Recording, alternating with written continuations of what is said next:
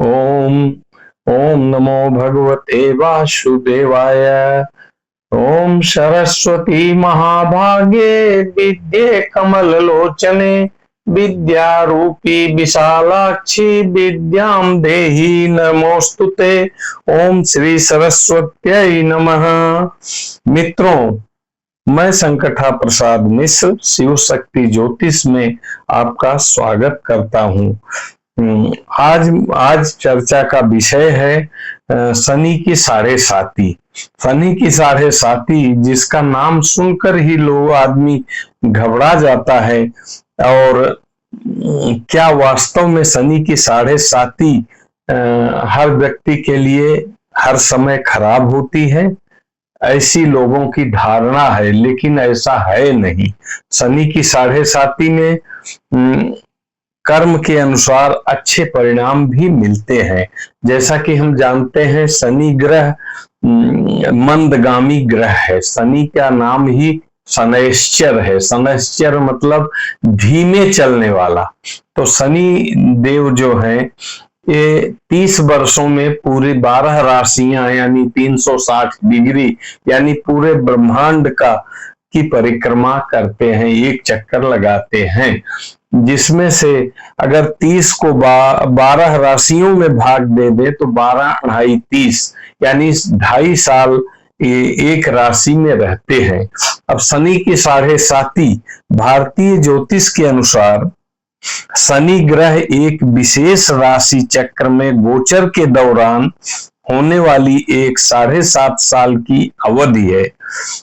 यह तब शुरू होती है जब शनि आपकी जन्म राशि से 12वें भाव में प्रवेश करता है और फिर आपकी जन्म राशि में, उसके बाद आने वाली राशि में। इस तरह ढाई साल तक 3 राशियों में रहती है, जिसमें साढ़े साती का प्रभाव 7.5 साल रहता है। तो इसका मतलब हुआ कि शनि एक राशि में लगभग 2.5 साल रहता है। तो 3 राशियों पर प्रभाव है, उसमें तीनों राशियों पर प्रभाव अलग अलग होता है। इसमें क्योंकि इसमें 3 चरण होते हैं। पहला चरण को उदय बोलते हैं। शनि आपकी जन्म राशि के 12वें भाव में प्रवेश करता है, तो इसे पहला चरण यानी उदय चरण बोलते हैं। इस दौरान व्यक्ति की मानसिक तनाव, अशांति और खराब स्वास्थ्य का अनुभव होता है। दूसरा चरण, जिसको पीक बोलते हैं या हिंदी में शिखर चरण बोलते हैं, शनि आपकी जन्म राशि में प्रवेश करता है, तो यह चरण सबसे कठिन माना जाता है, क्योंकि इस दौरान शारीरिक, आर्थिक, मानसिक हर तरह की परेशानियां आती हैं। तीसरा चरण, जिसको अस्त चरण बोलते हैं, शनि आपकी जन्म राशि से दूसरी राशि में प्रवेश करता है, तो यह चरण आमतौर पर 2 चरणों से बेहतर माना जाता है और इस दौरान व्यक्ति को कुछ राहत मिलती है। हालांकि कष्ट इसमें भी हो सकता है, लेकिन दोनों चरणों की तुलना में यह थोड़ी राहत भरा होता है।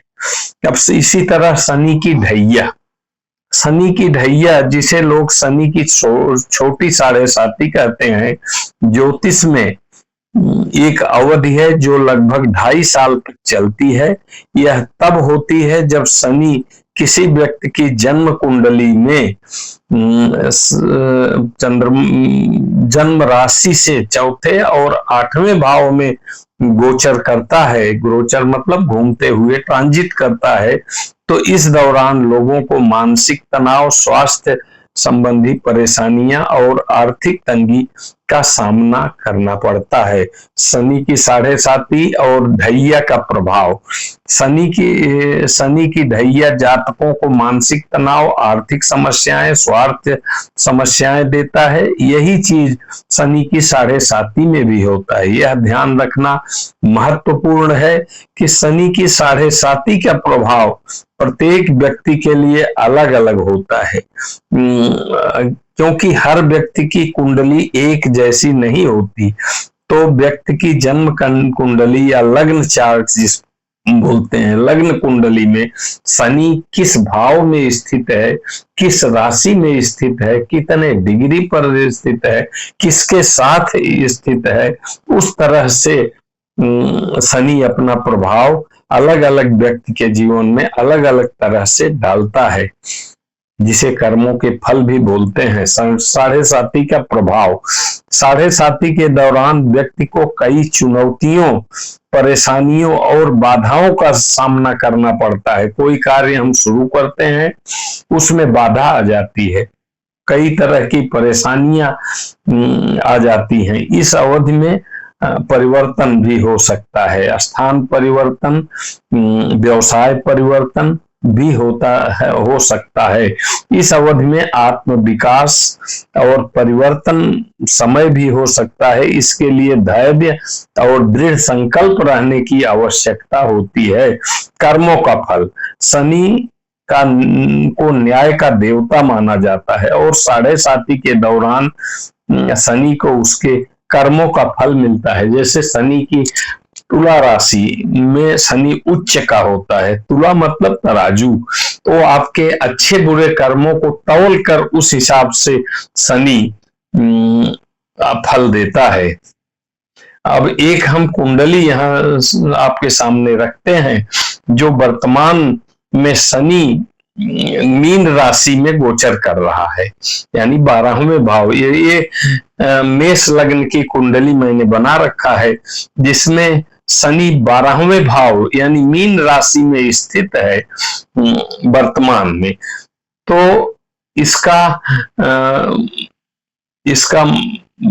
मध्य चरण हुआ मीन राशि और प्रथम चरण हुआ मेष राशि में, और तीसरा चरण यानी अंतिम चरण हुआ कुंभ राशि में। तो शनि तीनों राशियों में 2.5 साल तक रहेगा और अपने फल देता रहेगा। साढ़े साथी से बचने के उपाय, ऐसा नहीं है कि शनि की साढ़े साथी आपके ग्रह नक्षत्र दशा ठीक नहीं है तो भी इसके उपाय नहीं है। ज्योतिष में, वैदिक ज्योतिष में शनि के मंत्रों का जाप करने से शनि को प्रसन्न किया जा सकता है और साढ़े साथी के अशुभ प्रभावों को कम किया जा सकता है। जैसे शनि ओम शन शनैश्चराय नमः, इस तरह के मंत्र हैं जिसका प्रयोग हम कर सकते हैं। शनिवार को दान, शनिवार के दिन गरीबों और जरूरतमंदों को दान करना भी शनिदेव को प्रसन्न करने का एक अच्छा उपाय है। शनि की वस्तुओं का दान, शनि संबंधित वस्तुओं जैसे कि काले तिल, सरसों का तेल, उड़द की दाल आदि का दान करना, और कुछ लोग कहते हैं जूते का दान करना भी शुभ माना जाता है। इसी तरह पीपल के पेड़ की पूजा करना, जल चढ़ाना भी शनिदेव को प्रसन्न करने का उपाय है। ऐसी हमारे शास्त्रों में मान्यता है कि शनि का वास पीपल के पेड़ में भी होता है। कुत्ते को रोटी खिलाना, शनि देव को प्रसन्न करने के लिए शनिवार के दिन कुत्ते को रोटी खिलाना शुभ माना जाता है। इसके अलावा लोक मान्यता है कि किसी कटोरे में सरसों का तेल लेकर उसमें अपना चेहरा देखना और वो किसी को गरीब को दान दे देना, जिसको छाया दान कहते हैं, भी एक उपाय माना जाता है। अब इसी तरह शनि की ढैया, जिसका मैं पहले ही बता चुका हूं, शनि की ढैया जिसे छोटी साढ़े साथी कहा जाता है, ज्योतिष में एक अवधि है जो 2.5 साल तक चलती है। यह तब होती है जब शनि किसी व्यक्ति की जन्म कुंडली में चौथे या 8वें भाव में गोचर करता है। इस दौरान लोगों को मानसिक तनाव, स्वास्थ्य संबंधी परेशानियां और आर्थिक तंगी का सामना करना पड़ता है। अब संक्षेप में 29 मार्च 2025 को शनि का राशि परिवर्तन हुआ। मकर राशि में साढ़े साथी जो चल रही थी वो 29 मार्च 2025 को समाप्त हुई। मेष राशि में पहला चरण है, कुंभ राशि में अंतिम चरण है, जबकि मीन राशि में दूसरा और पीक पॉइंट जिसको बोलते हैं मध्य चरण चल रहा है। अब जुलाई 2025 में शनि की स्थिति 13 जुलाई से 28 नवंबर 2025 तक शनि वक्र गति से यानी पीछे की ओर चलेगा। वक्री शनि का प्रभाव कुछ राशियों पर अधिक महसूस होना शुरू हो जाएगा। वक्री शनि का प्रभाव मेष, कुंभ और मीन तीनों राशियों पर अधिक हो सकता है। वक्री शनि के दौरान इन राशियों के जातकों को सावधान रहने की आवश्यकता है और संयमित रह करके मांस और मदिरा के परहेज के उपयोग से बचना चाहिए, सत्कर्म करने चाहिए, जिससे सबसे ये भी समय निकल जाए। अब जो लोग बोलते हैं कि शनि कि 7.5 अशुभ ही फल देती है, ऐसी बात नहीं है। इसको सिद्ध करने के लिए हम कुछ उदाहरण आपके सामने प्रस्तुत करना चाहते हैं। उदाहरण 1, हमारे प्रधानमंत्री श्री नरेंद्र भाई मोदी जी 26 मार्च 2014 को प्रधानमंत्री बने। उस समय उनकी 7.5 पीक चरण पर थी। दूसरा उदाहरण, श्रीमती इंदिरा गांधी की मकर राशि थी। इंदिरा गांधी 19 जनवरी 1966 को प्रधामंत्री बनी। उस समय उनकी 7.5 की शुरुआत हुई थी। उनकी इंदिरा जी की 7.5 का काल 1964 से 1972 तक था। इसी तरह तीसरा उदाहरण हम ले सकते हैं, हमारे पूर्व प्रधानमंत्री श्री मोरारजी देसाई 7.5 के पीक चरण में ही प्रधानमंत्री बने। इसी तरह पीवी नरसिम्हा राव भी 7.5 के शिखर यानी पीक पॉइंट में ही पीएम बने। मेरे कहने का अर्थ इतना ही है, मतलब यही है कि 7.5 खराब नहीं होती। 7.5 में आपकी परीक्षा ली जाती है, इसलिए हमें 7.5 के दौरान सत्कर्म पर ज्यादा ध्यान देना चाहिए और शनि का किसे प्रार्थना करना चाहिए, ये समय अच्छी से निकल जाए, बाकी सब अच्छा होगा। कल्याण मस्तु। ओम नमो भगवते वासुदेवाय। धन्यवाद मित्रों।